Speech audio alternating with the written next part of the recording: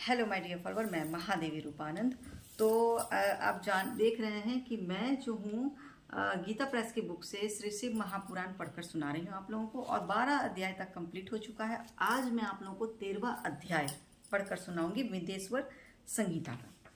तो चलिए, page number 90 है और मैं आपको 13वां अध्याय पढ़कर सुना रही हूँ। तो वीडियो को शेयर कीजिए, कमेंट कीजिए, लाइक कीजिए और फिर ओम नमः शिवाय सब लोग कमेंट बॉक्स में जरूर लिखिए।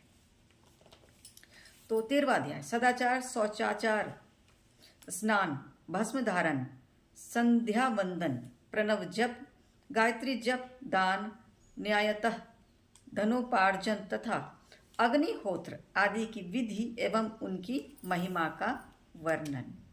ऋषिगण बोले, अब आप शीघ्र ही हमें वह सदाचार सुनाइए जिससे विद्वान पुरुष पुण्य लोकों पर विजय प्राप्त कर लेता है। स्वर्ग प्रदान करने वाले धर्ममय आचारों तथा नरक का कष्ट देने वाले अधर्ममय आचारों का भी वर्णन कीजिए। सूत जी बोले, सदाचार का पालन करने वाला विद्वान ब्राह्मण ही वास्तव में ब्राह्मण नाम धारण करने का अधिकारी है।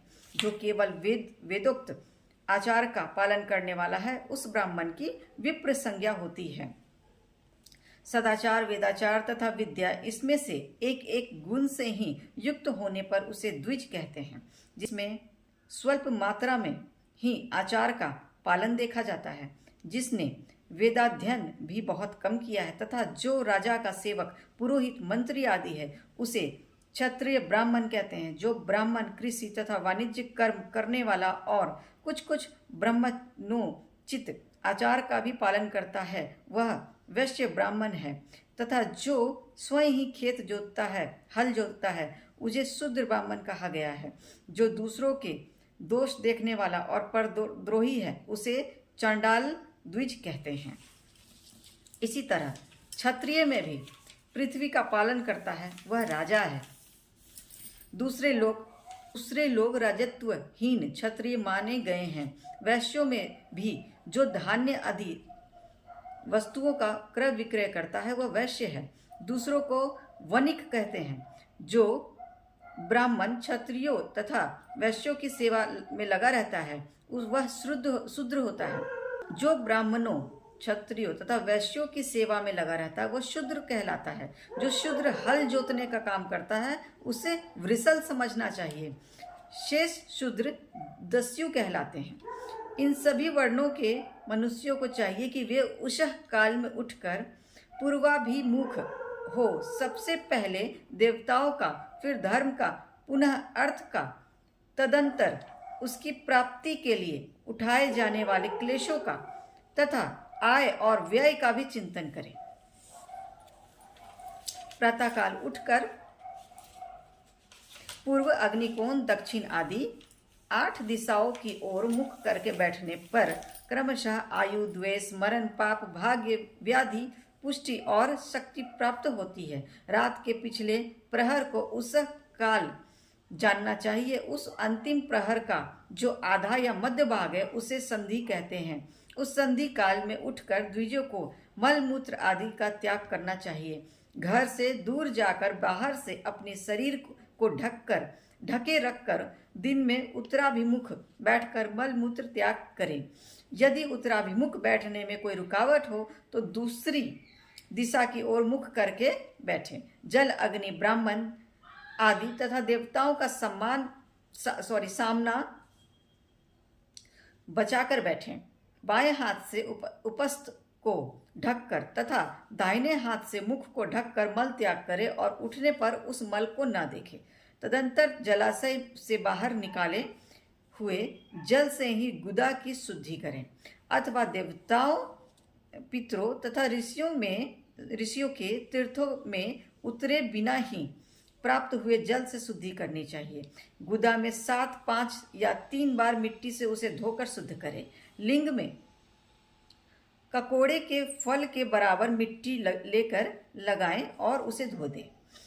परंतु गुदा में लगाने के लिए एक पसर मिट्टी का आवश्यकता होती है। लिंग और गुदा की शुद्धि के पश्चात उठकर अन्यत्र जाएं और हाथ पैरों की शुद्धि करके 8 बार कुल्ला करें। जिस किसी वृक्ष के पत्ते से अथवा उसके पतले काष्ठ से जल के बाहर दातून करना चाहिए, उस समय तर्जनी उंगली का उपयोग ना करें। यह दंतु शुद्धि का विधान बताया गया है। तदंतर जल संबंधी देवताओं को नमस्कार करके मंत्र पाठ करते हुए स्नान करें। यदि कंठ तक या कमर तक पानी में खड़े होने की शक्ति ना हो तो घुटने तक जल में खड़ा होकर अपने ऊपर जल छिड़क कर मंत्रोच्चारण पूर्वक स्नान कार्य संपन्न करें। विद्वान पुरुष को चाहिए कि वहां तीर्थ जल से देवता आदि का स्नानांग तर्पण भी करें। इसके बाद धौत वस्त्र लेकर 5 कक्ष करके उसे धारण करें। साथ ही कोई उत्तरीय भी धारण कर लें, क्योंकि संध्या वंदन आदि सभी कर्मों में उसकी आवश्यकता होती है। नदी आदि तीर्थों में स्नान करने पर स्नान संबंधी उतारे हुए वस्त्रों को वहां न धोएं। स्नान के पश्चात विद्वान पुरुष उस वस्त्र को बावड़ी में कुएं के पास अथवा घर आदि में ले जाएं और वहां पत्थर पर, लकड़ी पर आदि पर जल में या स्थल में अच्छी तरह धोकर उस वस्त्र को निचोड़ लें। हे द्विजों, वस्त्र को निचोड़ने से जो जल गिरता है वह पितरों की तृप्ति के लिए होता है। इसके बाद जाबाली उपनिषद में बताए गए अग्नि रीति मंत्र से भस्म लेकर उसके द्वारा त्रिपुंड्र लगाएं। इस विधि का पालन न किया जाए, इसके पूर्व ही यदि जल में भस्म गिर जाए तो कर्ता नरक में जाता है। आहो ही सष्टा, इस मंत्र से पाप शांति के लिए सिर पर जल छिड़के तथा यशस्य क्षयाय, इस मंत्र को पढ़कर पैर पर जल छिड़के। इसे संधि प्रोच्छन कहते हैं। आपो ही स्था इत्यादि मंत्र में 3 ऋचाएं हैं और प्रत्येक ऋचा गायत्री छंद 3-3 चरण है।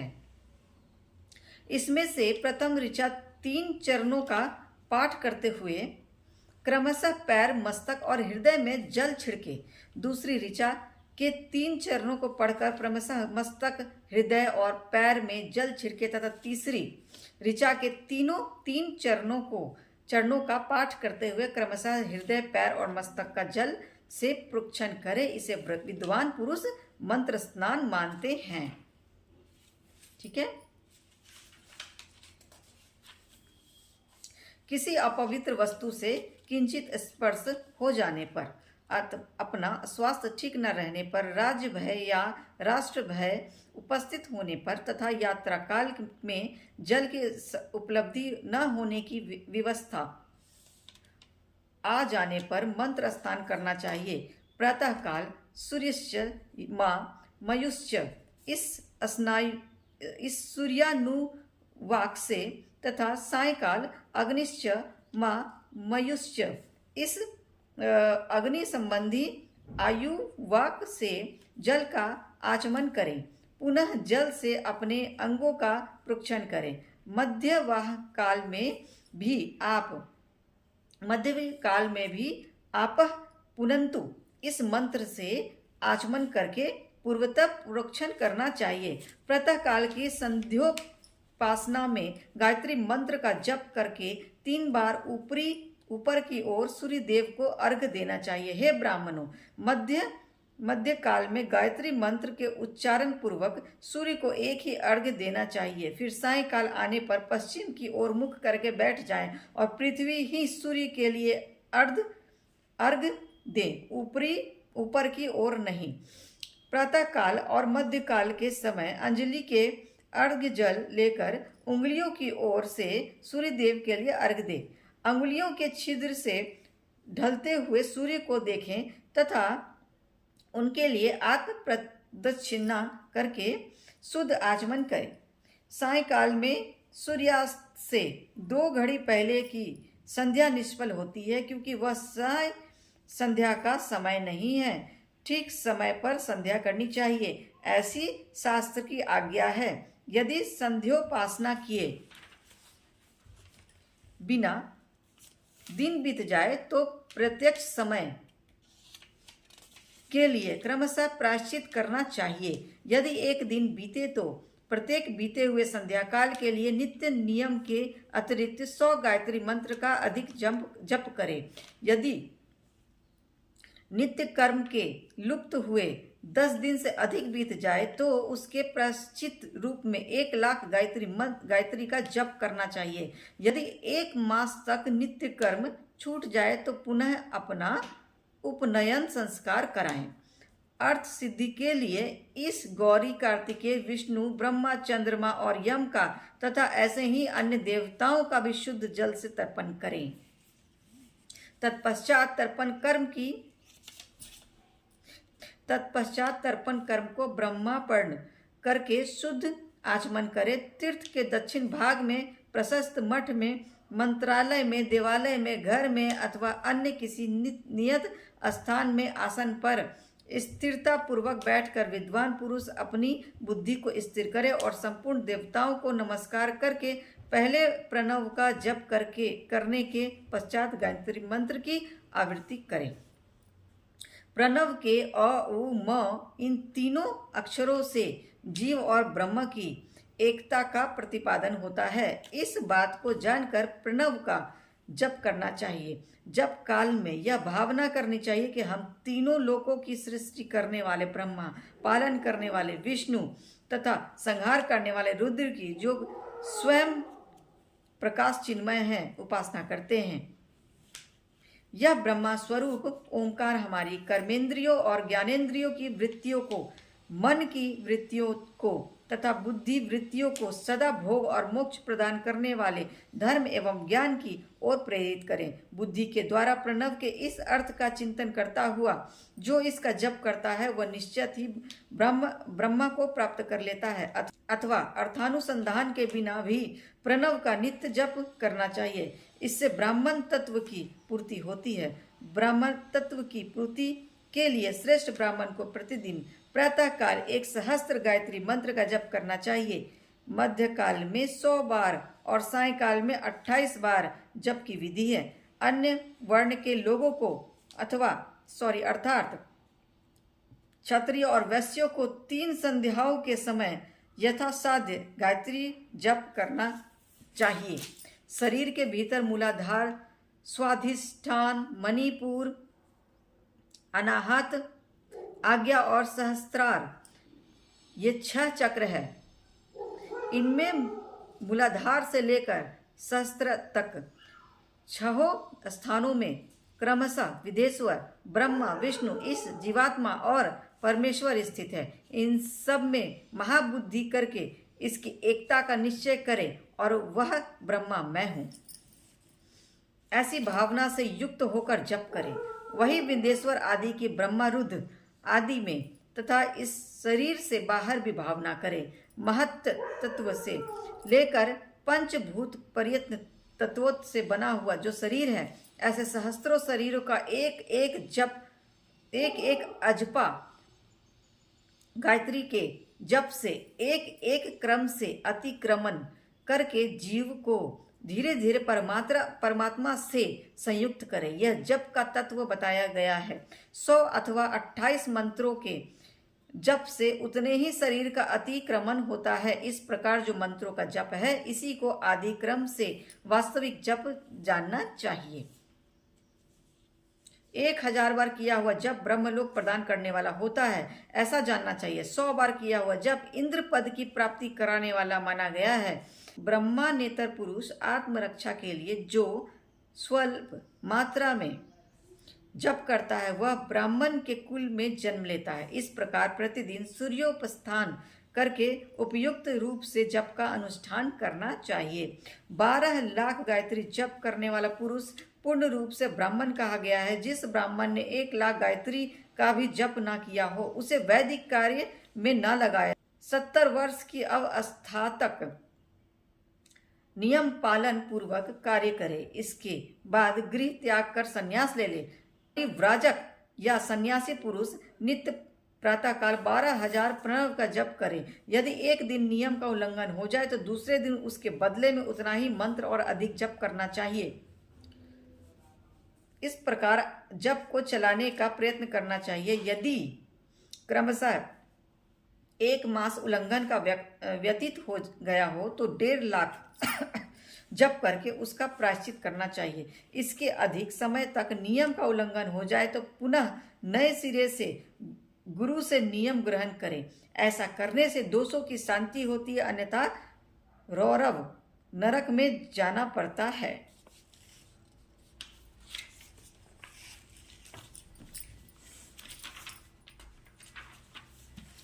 जो सकाम भाव से युक्त गृहस्थ ब्राह्मण है उसी को धर्म तथा अर्थ के लिए यत्न करना चाहिए। मुमुक्ष ब्राह्मण को तो सदा ज्ञान का ही अभ्यास करना चाहिए।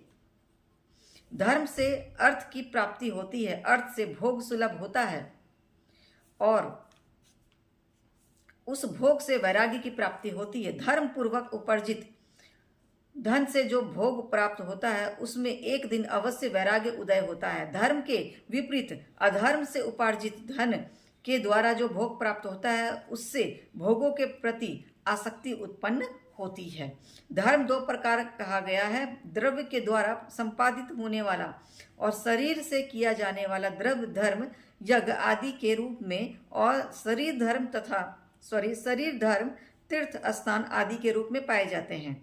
मनुष्य धर्म से धन पाता है, तपस्या से उसे दिव्य रूप की प्राप्ति होती है। कामनाओं का त्याग करने वाले पुरुष के अंतः कारण की शुद्धि होती है, उस शुद्धि से ज्ञान का उदय होता है, इसमें संशय नहीं है।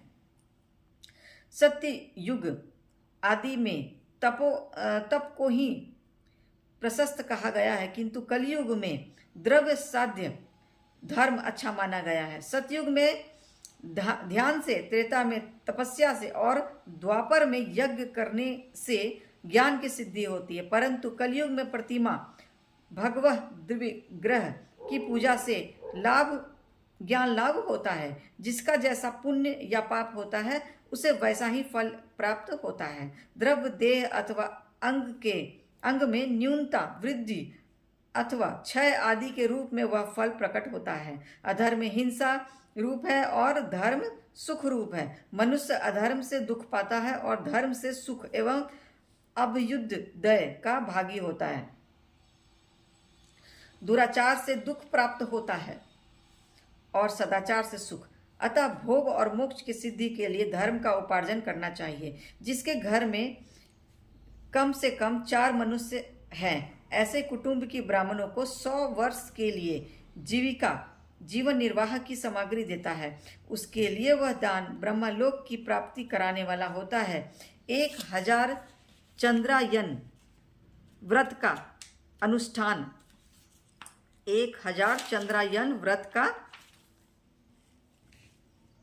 अनुष्ठान ब्रह्मलोक दायक माना गया है। जो क्षत्रिय 1000 कुटुंब को जीविका और आवास देता है उसका वह कर्म इंद्रलोक की प्राप्ति कराने वाला होता है, और 10,000 कुटुंब को दिया हुआ आश्रयदान ब्रह्मलोक प्रदान करता है। दाता पुरुष जिस देवता के उद्देश्य से दान करता है, अर्थात वह दान के द्वारा जिस देवताओं को प्रसन्न करना चाहता है उसी का लोक उसे प्राप्त होता है, ऐसा वेदवेत्ता पुरुष कहते हैं।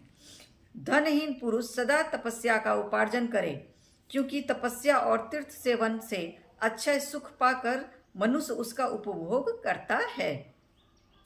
अब मैं न्यायतः धन के उपार्जन की विधि बता रहा हूँ। ब्राह्मण को चाहिए कि वह सदा सावधान रहकर विशुद्ध प्रतिग्रह, दान ग्रहण तथा याजन यज्ञ कराने से धन का अर्जन करे। वह उसके लिए कहीं दीनता न दिखाए और न ही अत्यंत क्लेशदायक कर्म ही करे।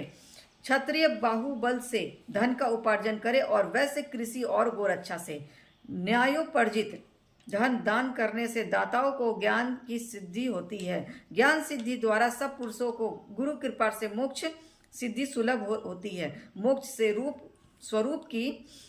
से स्वरूप की सिद्धि ब्रह्म रूप से स्थित प्राप्त होती है, जिसके मुक्त पुरुष परमानंद का अनुभव करता है। हे द्विजो, मनुष्यों को यह सब सत्संग से प्राप्त है। गृहस्था श्रमिकों धन धान्य आदि सभी वस्तुओं का दान करना चाहिए। अपना हित चाहने वाले गृहस्थ को जिस काल में जो अथवा जो फल अथवा ध्यानादि वस्तुएं उत्पन्न होती है उसे ब्राह्मण को दान करना चाहिए। वह तृषा निवृत्ति के लिए जल तथा क्षुधा रूपी रोग की शांति के लिए सदा अन्न का दान करे। खेत धान्य, कच्चा अन्न तथा भक्ष्य, भोज्य, लेह्य और चोत्स्य, ये 4 प्रकार के सिद्ध अन्न दान करने चाहिए, जिससे अन्न को खाकर मनुष्य जब तक कथा श्रवण आदि सधर्म का पालन करता है उसमें उतने समय तक उसके किए हुए पुण्य फल का आधा भाग दाता को मिल जाता है, इसमें संशय नहीं है। दान देने वाला पुरुष दान में प्राप्त हुई वस्तु का दान तथा तपस्या करके अपने प्रतिग्रह जनित पाप की शुद्धि करे, अन्यथा उसे रौरव नरक में गिरना पड़ता है। अपने धन के 3 भाग करे, 1 भाग धर्म के लिए, दूसरा भाग वृद्धि के लिए तथा तीसरा भाग उस अपने उपभोग के लिए। नित्य, नैमित्तिक और काम्य, ये तीनों प्रकार के कर्म धर्मार्थ रखे हुए धन से करें। साधक को चाहिए कि वह वृद्धि के लिए रखे हुए धन से ऐसा व्यापार करे जिससे उस धन की वृद्धि हो तथा उपभोग के लिए रक्षित धन से हितकारक, परिमित एवं पवित्र भोग भोगे। खेती से पैदा किए हुए धन का 10वां अंश दान कर दें, इससे पाप की शुद्धि होती है। शेष धन से धर्म, वृद्धि एवं उपभोग करे, अन्यथा वह रौरव नरक में पड़ता है, अथवा उसकी बुद्धि पाप से परिपूर्ण हो जाती है या खेती ही चौपट हो जाती है। वृद्धि के लिए किए गया व्यापार में प्राप्त हुए धन का 6ठा भाग दान करें। श्रेष्ठ ब्राह्मणों को दान में प्राप्त हुए शुद्ध पदार्थों का 1/4 दान कर देना चाहिए। उनके अकस्मात प्राप्त हुए धन का आधा भाग दान कर ही देना चाहिए। असत प्रतिग्रह दूषित दान में प्राप्त संपूर्ण पदार्थों को समुद्र में फेंक देना चाहिए। अपने भोग की समृद्धि के लिए ब्राह्मणों को बुलाकर दान करना चाहिए। किसी के द्वारा याचना करने पर अपनी शक्ति के अनुसार सदैव ही सब कुछ देना चाहिए। यदि मांगे जाने पर वह पदार्थ ना दिया जाए तो वह दूसरे जन्म में वह ऋण चुकाना पड़ता है। विद्वान को चाहिए कि वह दूसरों के दोषों का वर्णन ना करे। हे ब्राह्मण, द्वेषवश दूसरों के सुने हुए या देखे हुए छिद्र को भी प्रकट ना करे। विद्वान पुरुष ऐसी बात ना कहे जो समस्त प्राणियों के हृदय में रोष पैदा करने वाली हो। ऐश्वर्य की सिद्धि के लिए दोनों संध्याओं के समय अग्निहोत्र करे। यदि समर्थ हो तो वह एक ही समय सूर्य और अग्नि को विधि पूर्वक दी हुई आहुति से संतुष्ट करे। चावल, धान्य, घी, फल, कंद तथा हविष्य इनके द्वारा विधि पूर्वक स्थाली पाक बनाए तथा यथोचित रीति से सूर्य और अग्नि को अर्पित करें। यदि हविष्य का अभाव हो तो प्रधान होम मात्र करे। सदा सुरक्षित रहने वाली अग्नि को विद्वान पुरुष अजस्त्र की संज्ञा देते हैं। यदि असमर्थ हो तो संध्या काल में जप मात्र या सूर्य की वंदना मात्र कर ले। आत्मज्ञान की इच्छा वाले तथा धनार्धी पुरुष को भी इस प्रकार विधिवत उपासना करनी चाहिए, जो सदा ब्रह्म यज्ञ में तत्पर रहते हैं, देवताओं की पूजा में लगे रहते हैं, नित्य अग्नि पूजा एवं गुरु पूजा में अनुरक्त होते हैं तथा ब्राह्मण को तृप्त करते हैं। वे सब लोग स्वर्ग के भागी होते हैं। तो ये था 13वां अध्याय विंध्येश्वर संहिता का, श्री शिव महापुराण का, और ये मैंने आप सबको पढ़ के सुनाया है। तो ये गीता प्रेस की बुक देखिए, और इससे मैंने आप लोगों को, आप सभी को पढ़कर सुनाया है। और इसके बाद का वीडियो जो है वो, उसमें मैं आपको जो है 14वां अध्याय में पढ़कर सुनाऊंगी। तो जिन लोगों को ये वीडियो पसंद आया हो, शेयर कीजिए, लाइक कीजिए, कमेंट कीजिए, और नए यूज़र सब्सक्राइब कीजिए। धन्यवाद।